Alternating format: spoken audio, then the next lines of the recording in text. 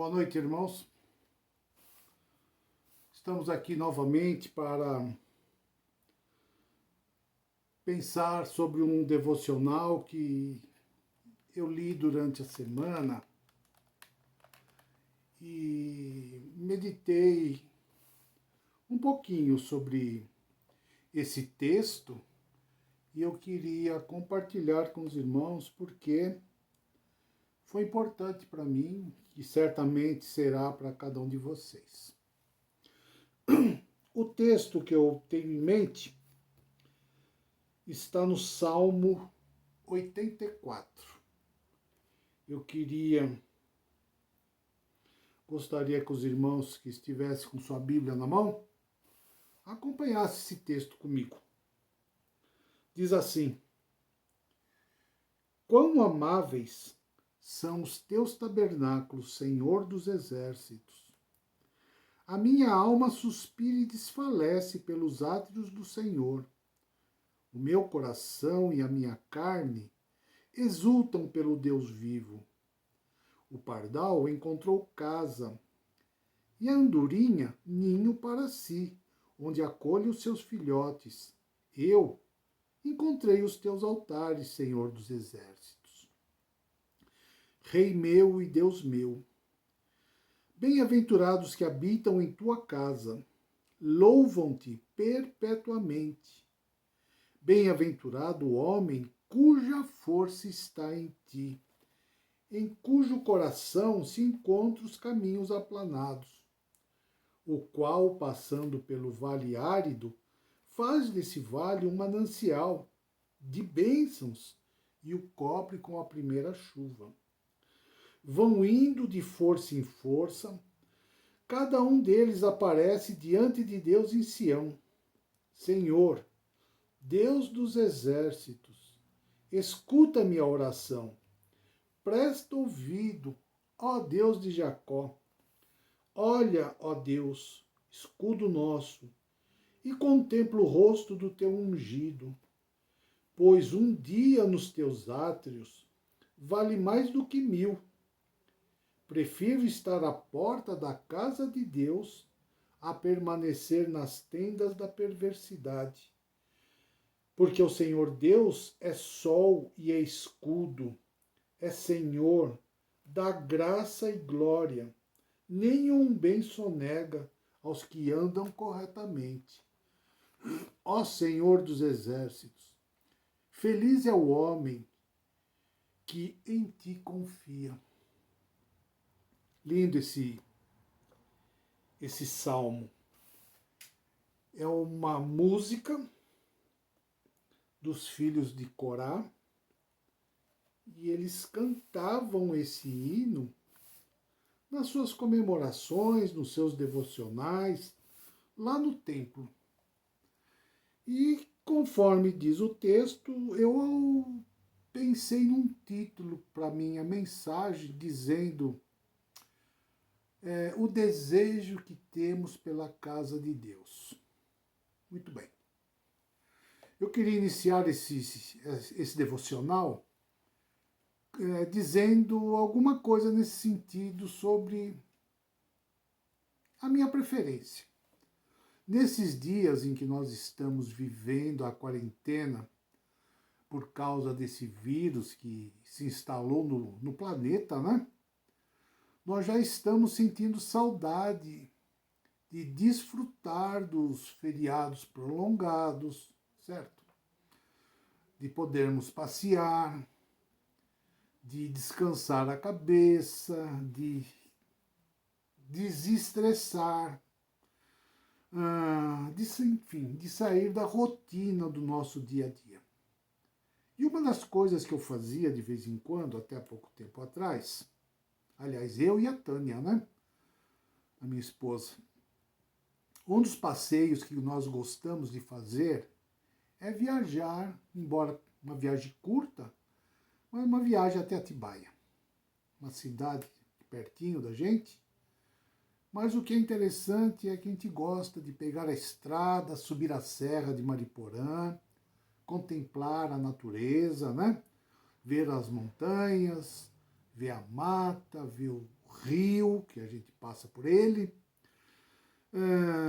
ver os pássaros, enfim. É um passeio agradável. 40 minutos, 50, nós estamos lá. Mesmo assim, nada se compara ao aconchego do nosso lar, né? Nosso lar é sempre o nosso lar, o melhor lugar que podemos estar. Isso eu falo em termos da minha família. Eu, a Tânia, a Tatiana, enfim.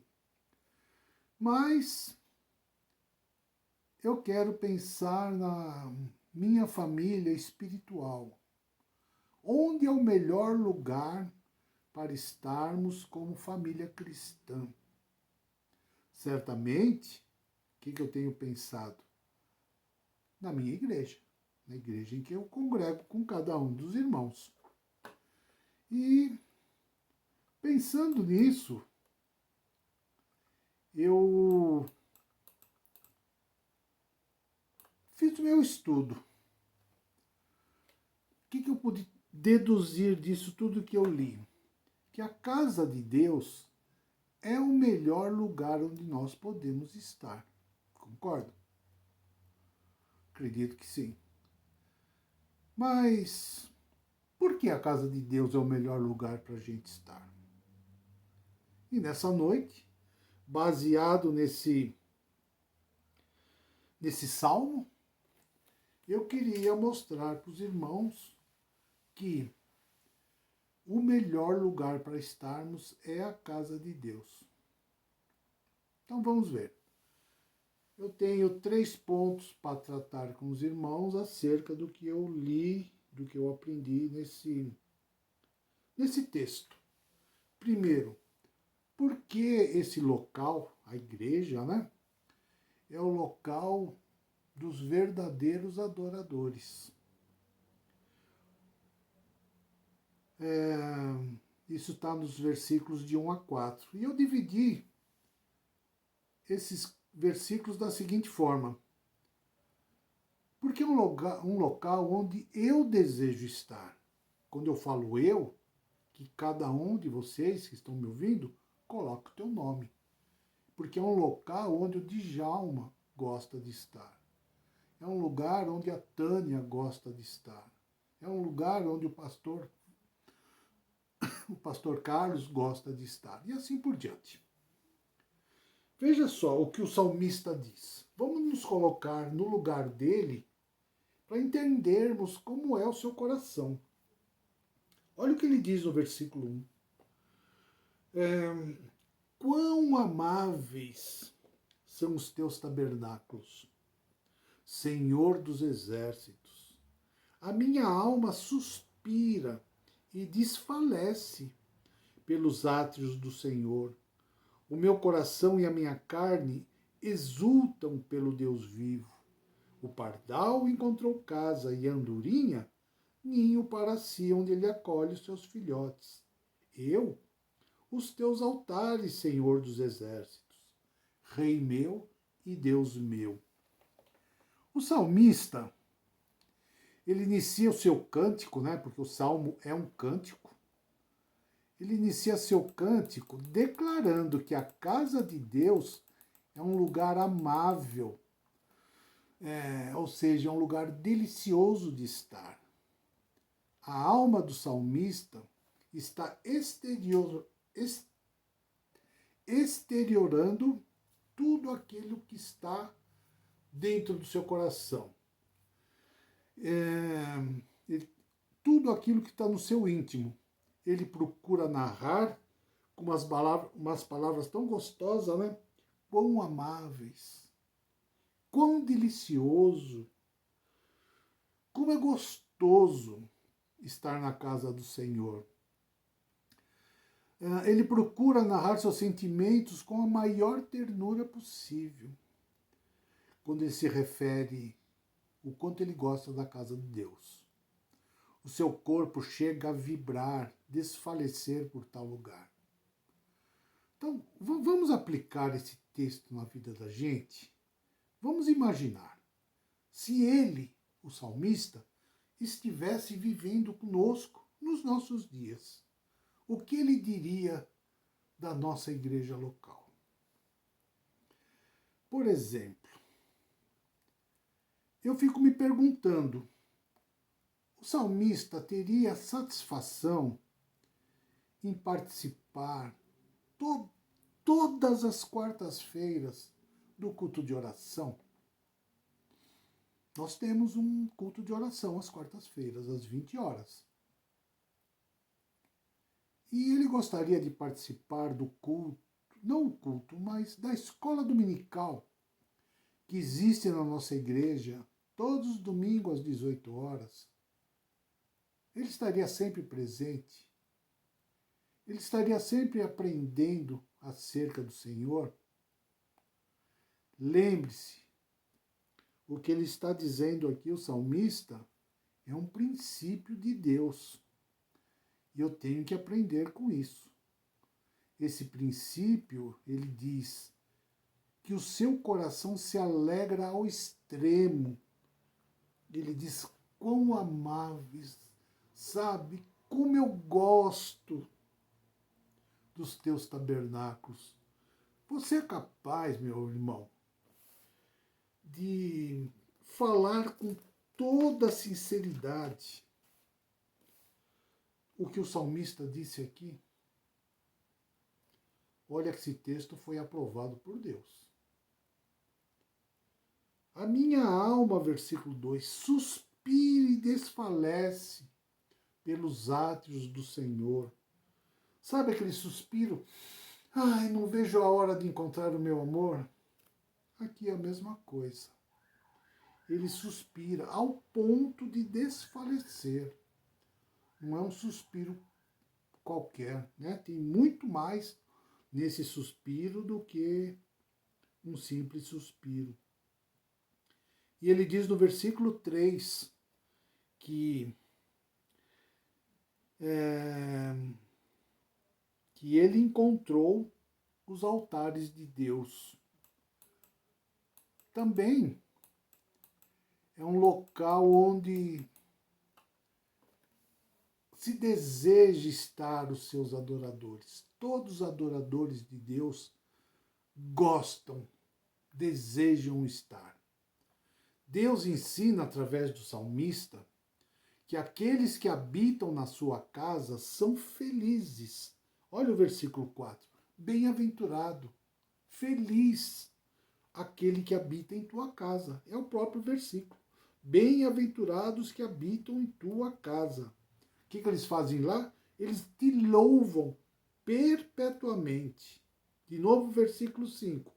Bem-aventurado o homem cuja força está em ti, em cujo coração se encontram os caminhos aplanados. Isso é um estilo de vida. E o estilo de vida é algo constante. É uma marca registrada que existe na pessoa. Quando você olha alguém e fala, aquele ali, posso tirar o chapéu. O que ele diz que vai fazer, ele faz, porque isso faz parte da vida dele. Então, se isso é o estilo de vida, é uma coisa constante, é porque ele é perseverante. Aliás, perseverança é uma qualidade de quem é crente, de quem é salvo. Não é faço um tempo e paro, depois faço mais um tempo e paro e por aí vai. Não. Ele é constante. Isso é uma qualidade de cada crente, é um estilo de vida. E eu tenho o meu estilo de vida. Vamos fazer assim a pergunta. Eu tenho o mesmo estilo de vida que o salmista tinha, né, no caso? Se você ainda não tem, aproveite a oportunidade. Comece agora mesmo a buscar esse estilo de vida.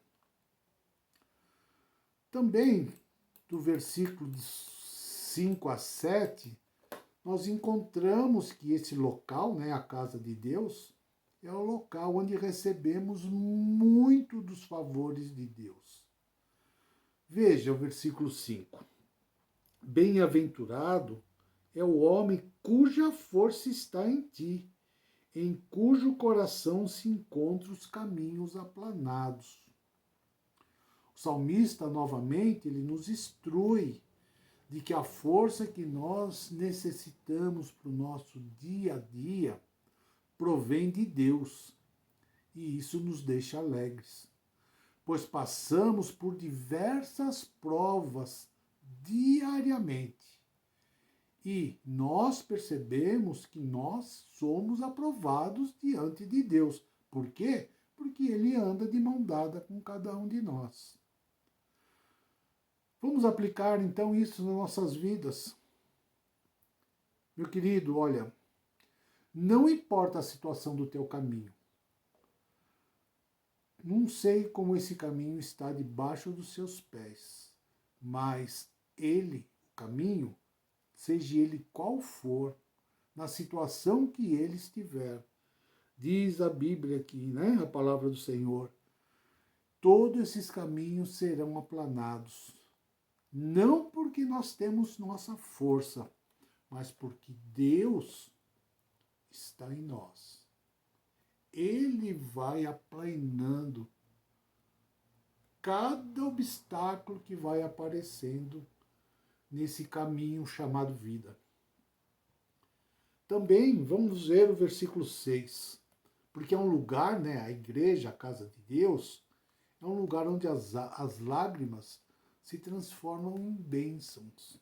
Veja, o qual, passando pelo vale árido, é um lugar ruim, Deus faz desse lugar um manancial de bênçãos, né? E cobre a primeira chuva. Imagina você andando num terreno árido, difícil, suando a camisa para transpor cada obstáculo. Mas Deus faz desse lugar para você como se fosse uma praia, um lugar reto, sem nenhum obstáculo.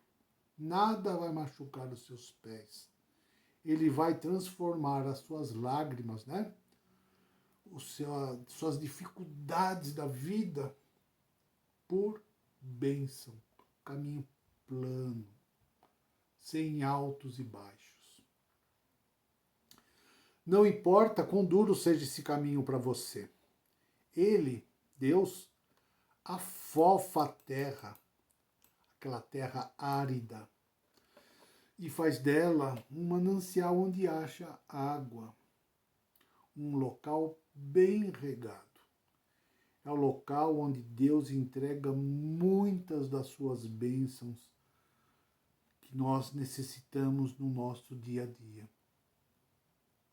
Um exemplo disso, nosso culto de oração é um tempo em que nós nos derramamos diante de Deus, fazendo nossos pedidos, nossas petições e, consequentemente, logo em seguida ou depois de algum tempo, né, depende muito do tempo de Deus, a bênção vem.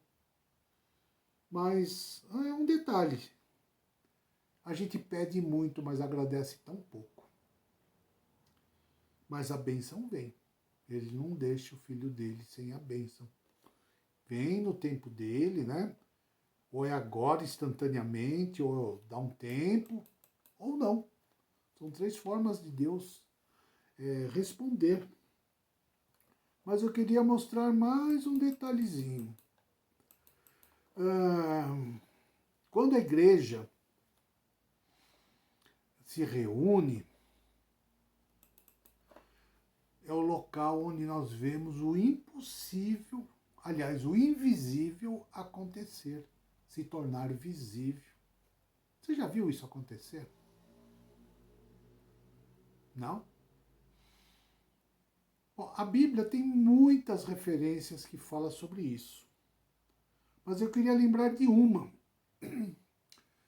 em que o profeta, quando ele estava sendo perseguido juntamente com seu moço, existia uma tropa de soldados tentando prendê-lo. Vamos dizer assim, fazer uma guerra contra ele. E o moço do profeta estava morrendo de medo. Falou, e aí, Senhor, o que vamos fazer? É uma espada só. Olha lá os nossos adversários, é um batalhão. E o profeta diz assim, meu moço, meu empregado, né, meu aprendiz, enfim, meu ajudante, espera aí que eu vou orar um minuto. E eu vou te dar a resposta em seguida. E o profeta ora a Deus. E ele fala assim, Senhor, mostra para o meu moço, abre os olhos dele, para que ele veja o exército do Senhor que está acampado aqui ao meu redor. Para que o meu moço perca o medo, que ele tenha coragem, porque esse grupo que está aqui contra a gente não é nada perante esse grupo que o Senhor me mandou para nos defender. Abre os olhos dele. E a oração terminou e o profeta fala para o seu moço, amigo, dá uma olhada. Veja atrás de você quem está lutando por nós. E ele consegue enxergar então o invisível. Deus abre os olhos dele, os olhos da fé. Aquele que está lá em Hebreus capítulo 11. Nós enxergamos o invisível. Nós enxergamos aquilo que para o mundo é impossível. Mas nós enxergamos. Isso se chama enxergar com os olhos da fé. Mas tem uma história também no Novo Testamento ao contrário disso. Lembra da história de Tomé? Ele disse o que para os companheiros dele? Se eu não tocar na ferida de Jesus Cristo, eu não vou acreditar. Eu tenho que pôr o dedo dentro do buraco que está do lado do corpo dele. E Jesus, quando aparece, saúda todo mundo e diz para Tomé, Tomé, vem cá. Põe o dedo aqui do lado. Veja o buraco que existe aqui. Olha minhas mãos. Você está enxergando? Isso aqui é o sinal dos meus cravos. E eu de fato ressuscitei e você não acreditou nisso. Não seja incrédulo, mas seja crente. Creia. E a Bíblia diz mais para frente, bem-aventurado, feliz, né? Aqueles que não viram o que aconteceu, mas creram, como nós, nos dias de hoje. Eu não vi Jesus Cristo morrer. Eu não vi o sinal dos cravos na mão dele, mas eu creio, pelos olhos da fé.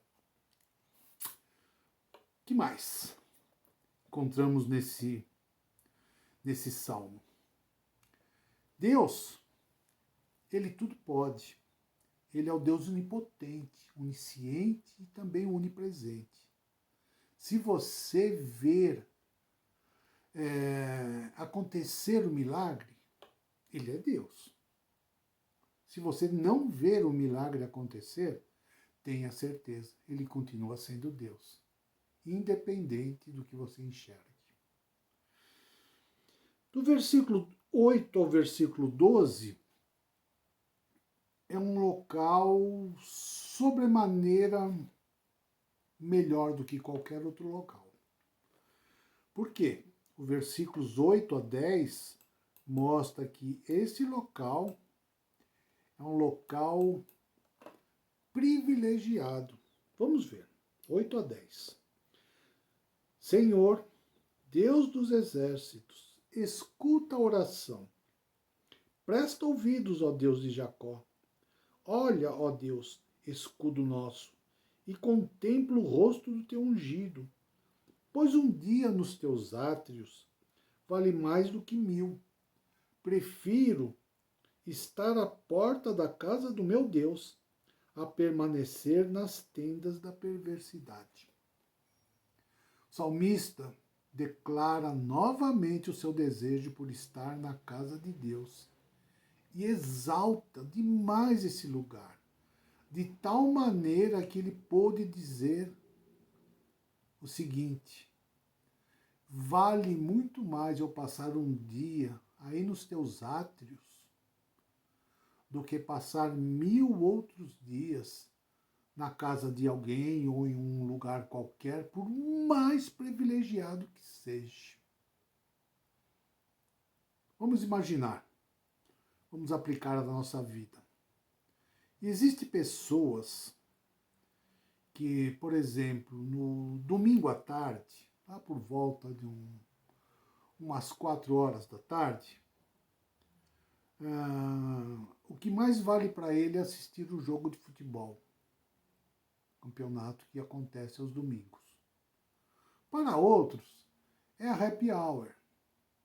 É o momento que você está com seus amigos, seus colegas, enfim, se divertindo, batendo papo, jogando conversa fora. Isso é o que de fato vale a pena para você. É o teu momento de descanso. Para outros, é aquele momento de almoçar. Tem muita gente que almoça 3h30, 4 horas da tarde.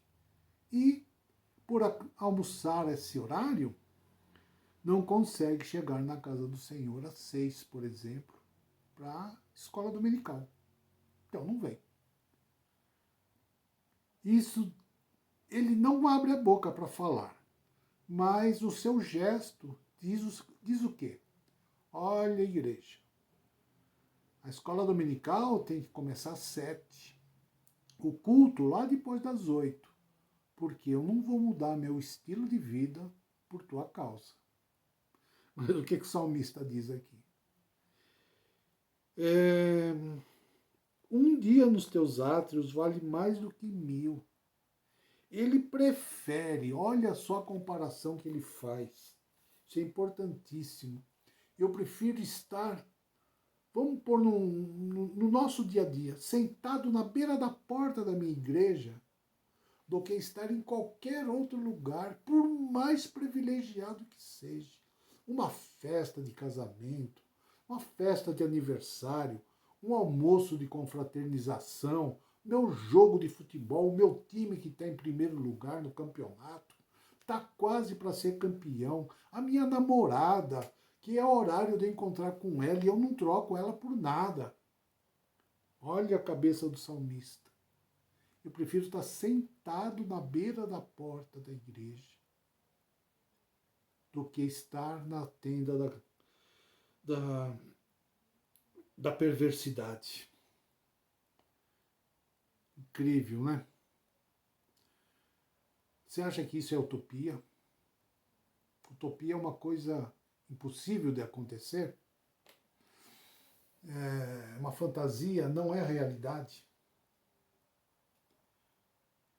Vocês lembram do que está escrito no livro de Atos dos Apóstolos, capítulo 2, versículo 46?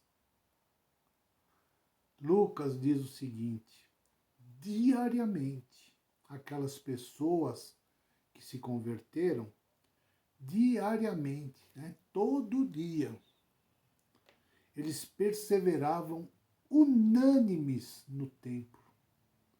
Partiam pão de casa em casa e tomavam suas refeições com alegria e singeleza de coração.